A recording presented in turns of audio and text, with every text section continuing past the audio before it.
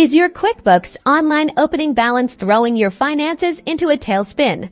Let's fix that. First, navigate to your chart of accounts by clicking on Accounting in the left-hand menu, then selecting Chart of Accounts. Locate the account with the incorrect opening balance. It's usually a balance sheet account like a bank account or a credit card.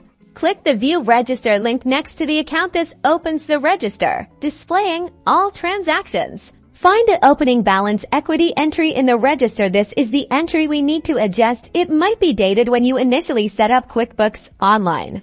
Click on the opening balance entry to open it for editing. This will display the details of the transaction. Carefully review and correct the amount in the amount field to match the actual opening balance. Make sure the date is also correct.